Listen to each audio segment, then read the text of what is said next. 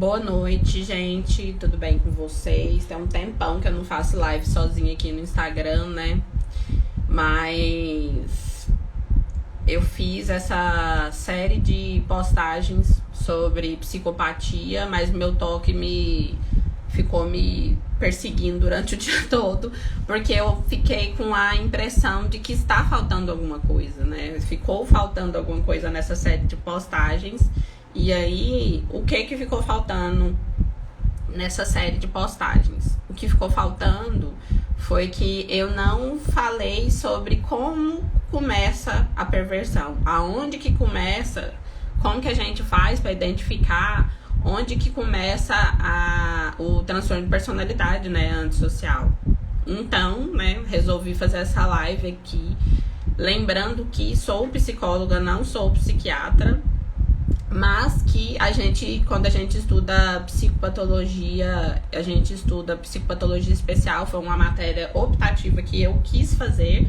A gente estuda esses tipos de transtorno que não são muito comentados. Então, como eu disse lá no feed,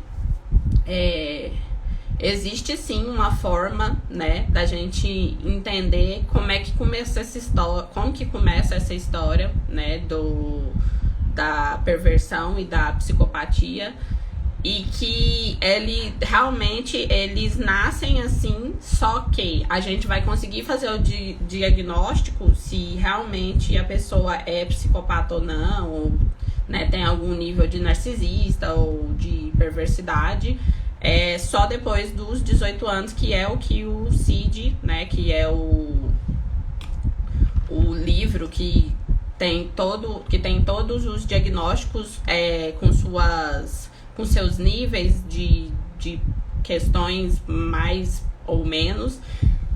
Então é através do CID que a gente descobre ou não se existe isso. E assim, a pessoa só pode ser diagnosticada tendo um transtorno em si, seja ele qual for, não só o antissocial, mas como qualquer outro, a partir dos 18 anos de idade. Porque antes disso não tem como, até porque o cérebro ainda não está completamente formado, né? Eu vou avisar algumas pessoas que eu estou fazendo a live aqui. E se você que está assistindo também, como foi uma live que eu fiz de última hora, provavelmente não vai ser muitas pessoas que vão assistir, né, devido a esse fato. Pelo menos não aqui agora, mas eu espero que possam assistir mais pra frente um pouco, né? Então, tô mandando aqui pras pessoas. Quem quiser, quem estiver assistindo também quiser enviar, pode enviar. Então, isso quando a gente começa a entender se a pessoa tem a perversidade em si ou não. Começa então a partir dos 6 anos de idade, né? Aliás, às vezes começa antes disso. O tipo de problema é chamado transtorno opositivo desafiador. E boa noite, Edson. E eu tô falando sobre como começa a perversão, né? Pra poder ajudar as pessoas a identificar como que começa. Então, verificado através desse ponto, né, do transtorno opositivo desafiador. Esse é o primeiro diagnóstico que o perverso, que a pessoa que tem um transtorno de personalidade antissocial recebe. Como que a gente vai saber se a criança tem isso ou não? A gente vai levar a criança no neuropsicólogo, ele vai fazer, ou ela vai fazer uma série de perguntas, né? Vai ser feitos os testes, e aí a partir dali ele vai começar a te dar o melhor direcionamento caso a criança venha apresentar as características do transtorno opositivo desafiador.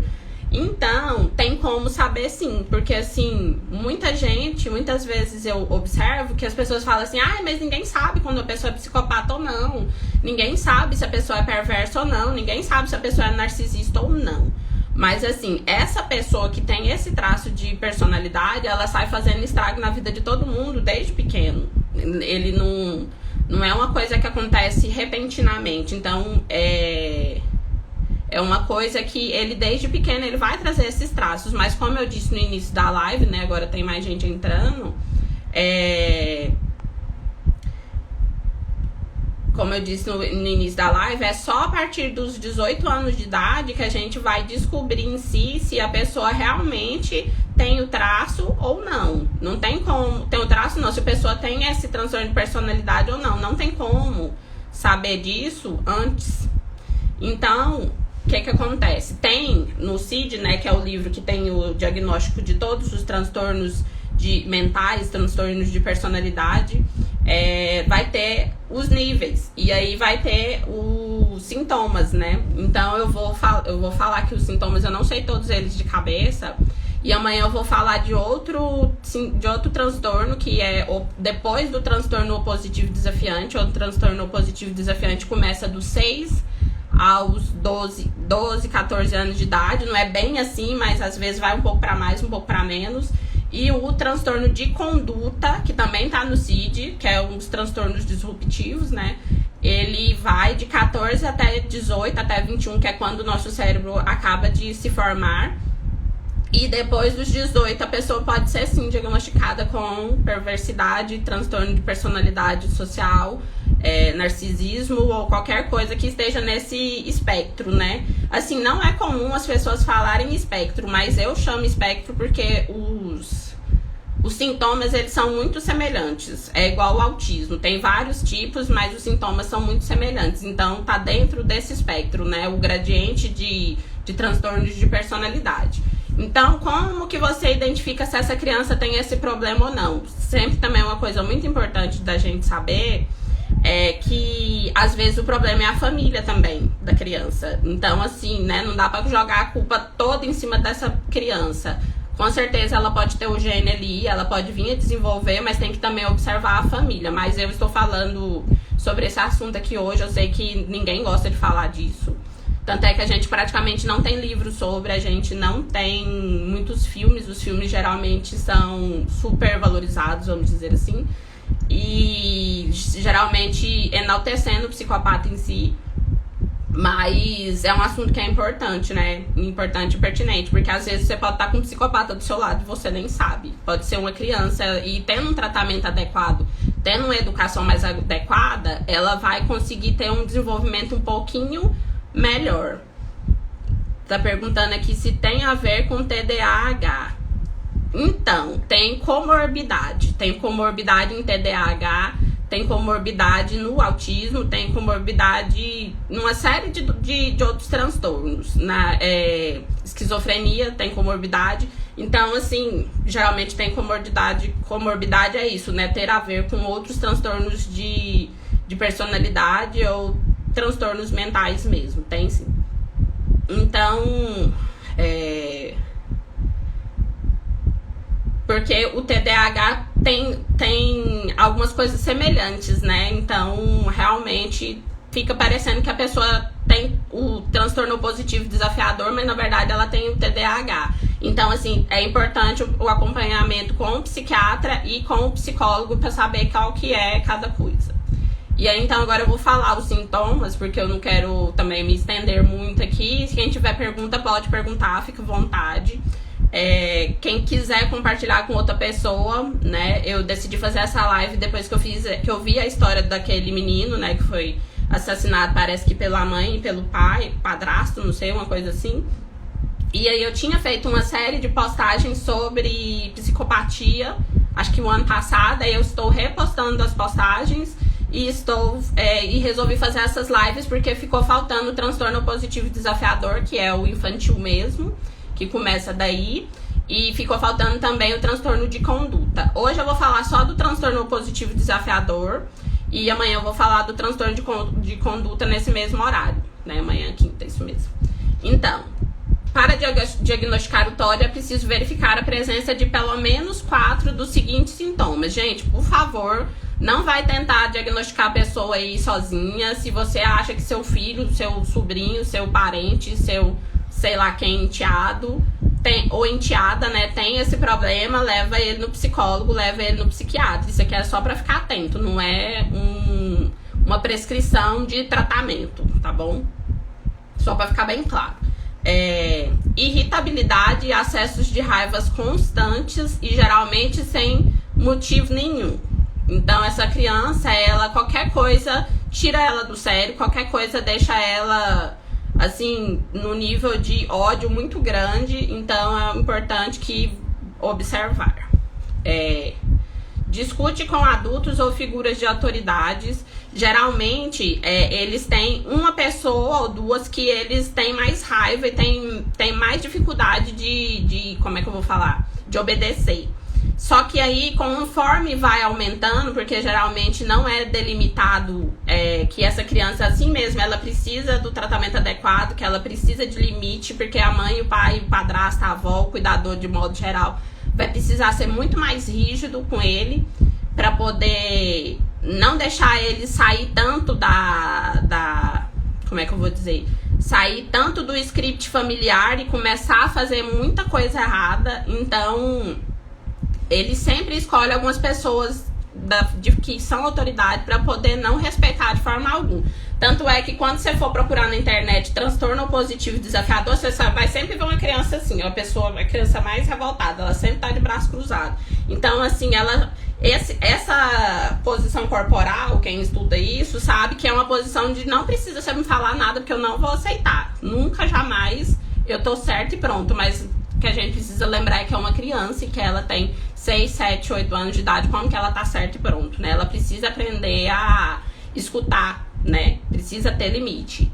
Então, assim, discute com adultos ou figuras de autoridade com frequência. É aquela criança que tem problema na escola, é aquela criança que vai fazer catequese, dá problema lá, vai fazer natação, dá problema lá, vai fazer basquete, dá problema lá, vai fazer vôlei, dá problema, karatê, tipo assim, ela dá problema em todo lugar. Então, atenção redobrada para essa criança.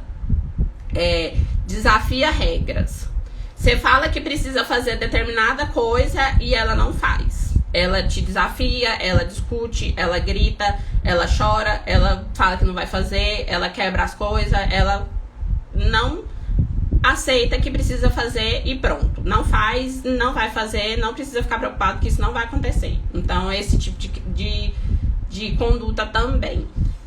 Faz coisas deliberadamente para aborrecer terceiros. Então, assim, né, o adulto já tem uma implicância natural. Aí, se a criança tem essa implicância, você vai ver que ela faz aqui, que é aquela criança que quer irritar os outros só por esporte. Só porque ela tá ali, né, tá sem fazer nada, então ela começa a irritar, a implicar. Tipo assim, você quer assistir determinada coisa, aí a criança começa a fazer um peteco, começa a brigar, começa a discutir. Então, assim, ou então pega e atrapalha as pessoas a fazer as coisas corriqueiras e normais ali da sala, da escola, e não deixa a aula acontecer normal, porque ela perturba todo mundo, ela atrapalha todo mundo a estudar. E aí acaba que vai, né, direto ela acaba indo pra secretaria, ou é expulso, ou então leva advertência. Então, assim, ela sempre tá trazendo problema. Onde essa criança tá, ela tá trazendo problema. Pra quem tá entrando agora, eu fiz uma série de postagens, né, sobre psicopata, depois que eu vi a questão do menino Henry. E aí eu vi que ficou faltando como que essa pessoa chega naquele ponto, né? Como que a pessoa vira psicopata. Então, hoje eu tô fazendo uma live sobre o transtorno opositivo desafiador, que é uma coisa que é muito pouco falada. E amanhã eu vou fazer nesse mesmo horário sobre o transtorno de conduta, que é o do adolescente, o transtorno opositivo desafiador é de criança. Como eu disse no início da live, não quer dizer que a criança que tem tudo isso aqui, ela vai virar um psicopata. Não quer dizer que ela vai virar um narcisista. Mas que essa criança, ela precisa de atenção redobrada, porque ela vai dar problema, entendeu? Porque só pode ser diagnosticado depois dos 18 anos de idade. Culpa os outros pelos seus próprios erros. É aquela criança também que ela nunca tá errada. Por exemplo, ela vai lá e, sei lá, bate no irmão. Aí o irmão tava assistindo televisão lá, sentado de boa, tranquila. Ele vai e bate no irmão, ela vai e bate no irmão. O que ela faz? Ela fala que, bati no fulano, na ciclana lá, porque ela tava me incomodando. Mas quando na verdade é ela que fez. Só que aí sempre a gente tem que lembrar que isso aí vai estender para todas as situações. Vai ser na escola, vai bater no menino porque quer bater e pronto. Não tem motivo. Olhou pra cara do menino, não achou muito boa a cara do menino, bate no menino, caça encrenca com o menino. E aí, na hora que ele vai ser, que a pessoa vai, a figura de autoridade vai impor o limite, vai falar, não é assim que funciona, você precisa respeitar a hierarquia, você precisa ter disciplina, e fala, não sou eu. Não fui eu não sei. Tipo assim, nunca é ele, nunca é essa criança, ela é perfeita, incrível, iluminada e ela não precisa melhorar em nada. Ela nunca assume a autorresponsabilidade, é uma coisa que realmente ela não tem. Então, assim, nunca é culpa dela. Sempre vai ser culpa dos outros, né? Dos próprios erros. Tira nota ruim e fala que foi porque fulano, o cachorro comeu o trabalho, né? Aquelas coisas bem de desenho mesmo, de filme também. Ou então fala que é porque o livro sumiu, roubaram cadernos, coisas nesse sentido. Se sente ofendido com facilidade.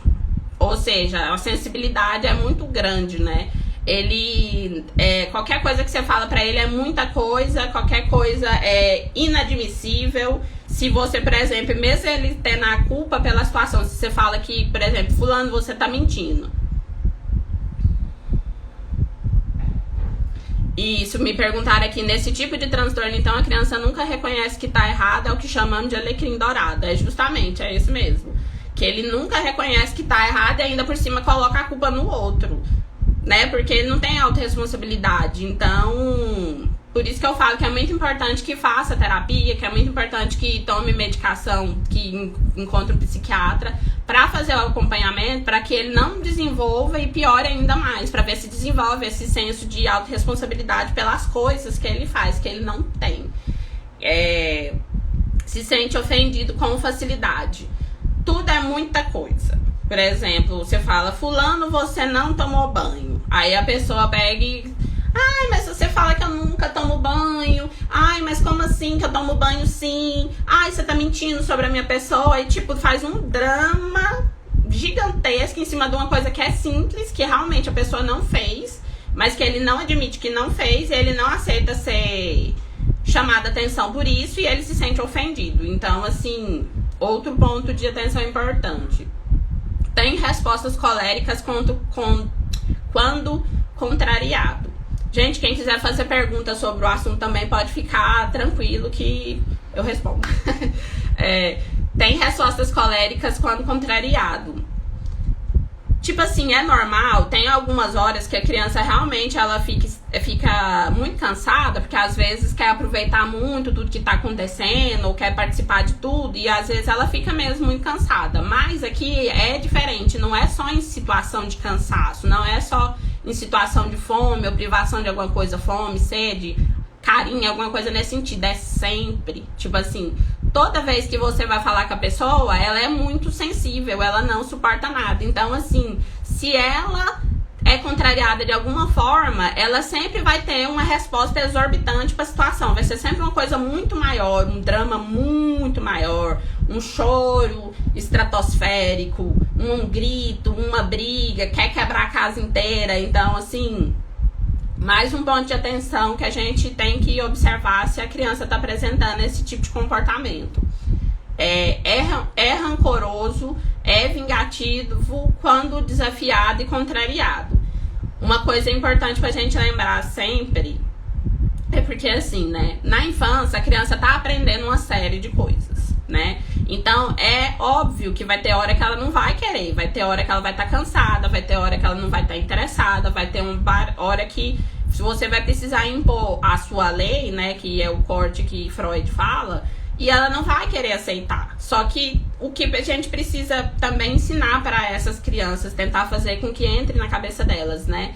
Que a hierarquia, ela é importante. Tem hierarquia em qualquer lugar que você for no mundo. Se você for mexer na escola, tem hierarquia. Se você for pro mercado de trabalho, tem hierarquia. Até se você virar bandido, tem hierarquia lá. Você não vai, sabe, ficar lá junto com os bandidos de boa. Então, assim, tem hierarquia em todos os lugares que a gente vai. Não tem como. Se você for morar na rua, tem hierarquia. Tem os donos de cada espaço da rua. Então, tipo assim, tem hierarquia em todo lugar. Se a gente conseguir fazer essa criança entender que existe hierarquia, que ela tem que respeitar a hierarquia, a chance dela sofrer é muito menor, né? Sofrer com as situações da vida, porque às vezes precisa passar por certas situações que seria desnecessária se tivesse tido um cuidado. Tem outra pergunta aqui. Estes sintomas se ocorrem de forma isolada e caso de recorrer a um profissional ou só um conjunto causa preocupação? É o conjunto de cinco sintomas para frente que precisa procurar ajuda profissional. Mas é claro que se tiver causando muito sofrimento, tanto para o cuidador quanto para a criança, é importante que você procure ajuda profissional antes. Porque quanto antes você conseguir lidar com a situação em si, melhor para o pai, para a mãe, né, para o cuidador, e melhor para a criança também, porque a criança vai sofrer menos. Porque do mesmo jeito, igual eu falei, tá no espectro, né, do antissocial. Mas não quer dizer que vai virar um antissocial. O antissocial é o psicopata, né, para os leigos. Tem os narcisistas, tem o transtorno de conduta, tem a questão do transtorno positivo desafiador. Então, assim, são vários nuances desse mesmo tipo de personalidade. Tem outra pergunta aqui. As escolas sabem lidar com estes casos? Então, depende da escola. Se a escola tiver um profissional da psicologia, né, que entende de transtorno de personalidade, porque como eu disse, essa matéria aqui foi uma matéria que eu peguei porque eu quis, ela não é obrigatória, é uma matéria especial, e geralmente as pessoas não gostam de estudar esse assunto porque, como não tem cura, como é uma coisa que a pessoa vai minimizar o problema, mas não é uma coisa que vai ser resolvida definitivamente, as pessoas, não vejo muito interesse nisso. É igual eu falei, se você for procurar, amanhã eu vou postar os livros e séries que falam do assunto. Tem pouco material sobre, então assim, porque o povo fica meio ressabiado com essa história, né? Então eu não sei o que acontece, mas o que eu observo é isso. Então, assim, se você encontrar uma escola que esteja preparada para que tenha psicólogo, sim, eu acredito que sim, né? Espero que sim, por favor. Mas, assim, não tem como eu falar, né, pelas escolas. Não tem como eu dizer, assim, bem ao certo. Mas se tiver o psicólogo, eu acho que a chance é maior de conseguir lidar. Pelo menos pontuar que a criança tá tendo muita dificuldade, né? Geralmente, elas são perseguidas ao invés de compreendidas. Então, verdade, é complicado mesmo. Então, o que acontece?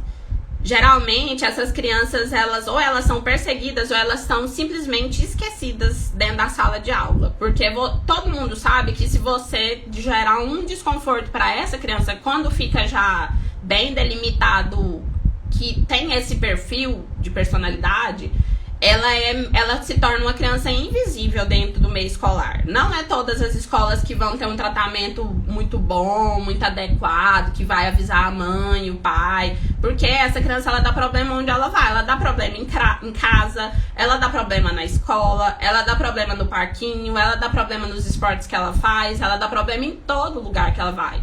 Então, assim, se não houver esse tratamento, né, o tratamento com o psicólogo e com o psiquiatra, a chance dele ser uma pessoa que meio que se torna uma pessoa invisível é gigantesca. Porque as pessoas não sabem, se você falar qualquer coisa que contraria a pessoa, ela não vai querer, né?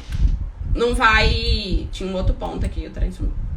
Ela não vai prestar atenção. Então, o que eles fazem? É melhor deixar pra lá. Deixa pra lá, não mexe com esse menino não, se ele aprender bem, se ele não aprender amém.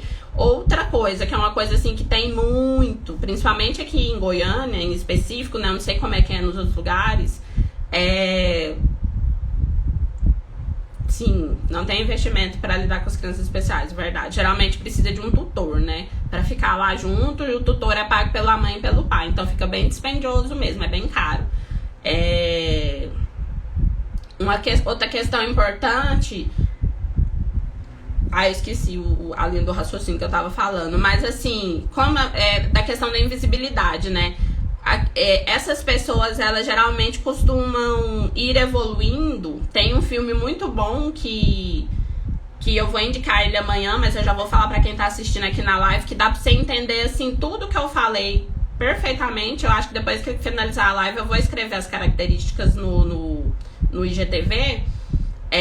Precisamos falar sobre Kevin. Porque é um neném que ele já nasce problemático. Aí o povo quer pôr culpa na mãe, o povo quer pôr culpa no menino, o povo quer pôr culpa em todo mundo. Sim, sim. Tem essa outra vertente, que às vezes os pais têm preconceito com a psicoterapia mesmo, é verdade. Então, assim, tem esse filme que chama Precisamos Falar sobre Kevin, que ele vem de forma bem elucidativa, como que é o desenvolvimento dessa criança desde a barriga até a fase adolescente, que é quando ele fatalmente lá faz igual aquelas outras crianças. Esse filme é muito bom, mas ele é muito pesado. Que ele fatalmente, né, vou fazer um alerta de spoiler aqui, que ele fatalmente mata uma série de amiguinhos na escola. E isso a gente vê muito Kevin. Precisamos falar sobre Kevin. Que ele, depois no final, assim, quando ele tá com 18 anos, ele faz uma chacina na escola dele. Esse filme é baseado em uma história real. Foi a mãe do menino que escreveu o livro, né? Baseado numa história real. E é baseado nesse livro que chama Precisamos Falar sobre Kevin. Então, isso, Kevin. Aí dá pra ver o desenvolvimento perfeito de como é que acontece. Como é que as características dessa criança que tem um transtorno opositivo desafiador. Então dá pra ver ali que realmente é irritado mesmo, o menino não para de chorar, a mãe, ela fica totalmente perdida, transtornada. Então o que acontece? Às vezes essa mãe entende que aquela criança tem um problema, às vezes ela não admite nem pra si, logo ela não busca ajuda, ela coloca essa criança numa escola, essa criança começa a dar trabalho na escola, e, tipo assim, ela vira uma bola de ping-pong que fica indo pra lá e pra cá. E ninguém dá a atenção que precisa pra aquela criança.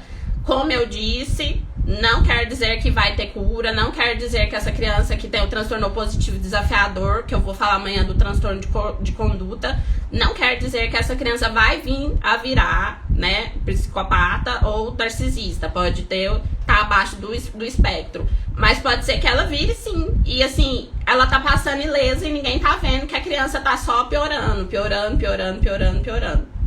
Então, assim, rancoroso e vingativo, aquela criança que dá, como é que é? Dá lá, dá cá. Que é tipo assim, você faz, ela te revida. Você faz, ela te revida. Ela não pensa sobre a ação que ela tá fazendo, ela não pensa se aquilo tá certo ou tá errado, ela não lembra que existe uma hierarquia com a mãe ou com o pai, e ela dá lá, dá cá, ela fica aquele ping-pong sempre. Então, tipo assim, é uma criança que tem muita raiva dentro de si, né? Não sei como que, assim, ainda não temos como saber como ela é desenvolvida no útero, essas coisas. Não tem estudo sobre isso. Se tem, eu não tive acesso, né? Pode ser porque eu também tô meio que estudando outras coisas. Mas, assim, esse filme, ele explica muito bem. Tem um outro filme também, que é um filme de terror, que dá pra ver bem a conduta da criança enquanto criança, como que ela se desenvolve, como ela lida com os problemas, que é o Halloween, do Rob Zombie, também é um que eu gosto muito, que explica todinho, porque não é um filme absurdo. Eu não sei se vocês já têm observado que os filmes hoje estão mais, o terror é o terror psicológico, né, que é baseada nessas questões mentais que nós temos mesmo, e que às vezes a gente não tem muito acesso sobre isso. Então esse Halloween também do Rob Zombie, porque tem vários, né? Ele explica bem a criança ali matando animalzinho por nada, só pra ver o sangue escorrer. Aí tem machucando o irmãozinho por nada. Precisamos falar sobre Kevin também. Machuca a irmã por nada. Acaba que chega uma hora lá que acontece uma fatalidade. Então, assim, é aquela criança, pra gente entender como que é essa criança. É aquela criança que onde ela vai, ela dá problema. Ela dá problema em casa, ela dá problema na escola. Onde ela vai, ela dá problema. Então, hoje a live era sobre isso, né? Eu falei que ia ser meia hora, já foi 40 minutos aqui falando sobre esse assunto. Amanhã eu vou falar do transtorno de conduta. E que também é tipo a evolução do transtorno opositivo desafiador, né? Como eu disse, o transtorno opositivo desafiador é a gente começa a identificar mais ou menos a partir dos 6 anos até mais ou menos uns 12. E aí o transtorno de conduta, a Gia que falou que Halloween do Rob Zombie é muito bom. É o filme do psicopata, assim, ó, que mata só pra ver o tombo. É isso aí mesmo, é bem triste, assim, é tipo assim, fica parecendo que eu não ligo muito pra vida humana, mas esses tipos de filmes são os filmes que dá pra você identificar perfeito cada sintoma. E aí, como eu tava dizendo, o transtorno de conduta é a evolução do transtorno opositivo desafiador, né? Estão nessa escala de transtornos disruptivos segundo o CID, né? Que é o Manual Diagnóstico de Doenças Mentais, né? Que a medicina usa, os psiquiatras usam. Então, se vocês tiverem alguma pergunta e quiser falar a respeito, eu estou aqui à disposição. Se quiser me mandar alguma mensagem, eu também estou à disposição. E amanhã eu vou falar sobre o transtorno de conduta, tá bom? Eu agradeço muito todo mundo que participou, né? Porque assim, eu resolvi fazer essa live do nada, porque eu tinha visto que ficou faltando, né? Assim, a gente nunca fala como que esse ser virou essa pessoa aí? Como que foi que essa criatura começou a matar esse tanto de gente, virou serial killer? Então, assim, a gente não fala sobre esse assunto. As pessoas não gostam muito de falar sobre esse assunto. Então, eu resolvi meio de supetão fazer essa live aqui, porque eu entendo muito desse assunto. Eu sou psicóloga clínica, né? Quero avisar vocês, quem quiser conversar comigo pode me mandar inbox. Eu tenho um grupo no Telegram onde eu faço mando postagens diariamente. Às vezes demora um pouco mais, quase diariamente. E amanhã eu vou falar sobre o transtorno de conduta. E quem tiver interesse em saber mais sobre o assunto, eu estarei por aqui nesse horário, tá bom? Um beijo. Não precisa ficar aterrorizado, não precisa ficar medindo seu filho com a régua, né, pra ver se tá dentro dos sintomas. Eu vou finalizar aqui, vou ver se eu consigo colocar a lista dos sintomas aqui pra gente poder observar. Se você acha que conhece alguém que tá com alguma coisa relacionada a isso, né, irritabilidade, discute com adulto com frequência, não consegue respeitar a figura de autoridade, desafia regras, faz coisas deliberadamente para aborrecer terceiros, culpa os outros pelos seus próprios erros, se sente ofendido com facilidade, tem respostas coléricas quando contrariado, isso aqui numa escala muito grande, é rancoroso, vingativo quando desafiado ou contrariado. Ajuda essa criança, tenta arrumar um psicólogo pra ela, um psiquiatra, conversa com a mãe, com o pai, com a avó, seja lá quem for o cuidador. Tem um aqui, a Gi tá falando, tem um filme que conta a vida do Hannibal Lecter, ele desde criança e tudo. Ai, Gi, se você quiser me mandar pra me ver depois, vai ser legal também, eu gosto, assim, de vez em quando, né? Eu tô dando uma pausa nos psicopatas aí, mas eu gosto de estudar bastante esse perfil. Então, um beijo, muito obrigada a todo mundo que assistiu e até amanhã nesse horário.